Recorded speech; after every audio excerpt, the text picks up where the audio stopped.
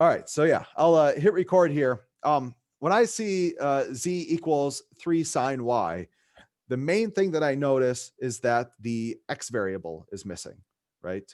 Right. And so no matter what x's you choose, whether you choose like x equals 0, x equals 1, x equals 2, x equals 3, whatever, right?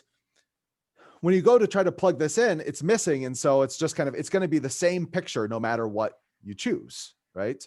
Any of these x values. And so if I was to just graph this in the plane, the YZ plane, which is technically where x is equal to 0, right? That's the equation for the YZ plane. It looks a lot like my regular old sine function, right? It takes a little bit for our eyes to adjust, just because, right, instead of x's and y's, we have y's and z's.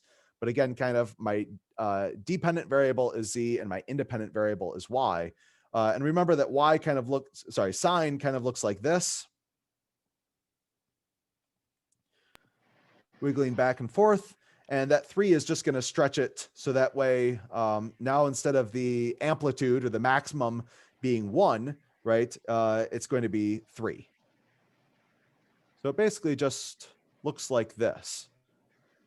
And so in order to draw the entire picture of what's going on here, right, in XYZ space. So again, here's my YZ plane that we just drew our picture in. And maybe I'll draw it again in green here,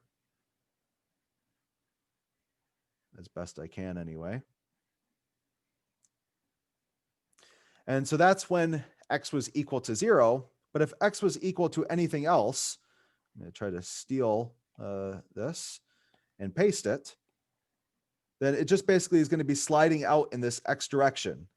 So again, here's the x direction. So maybe it slides out to x is equal to 1. Or maybe it slides out to x is equal to 2. So you're going to get this very interesting kind of like ribbon.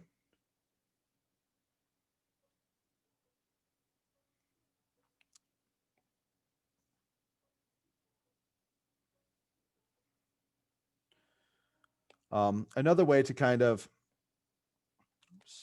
oh no, this one maybe.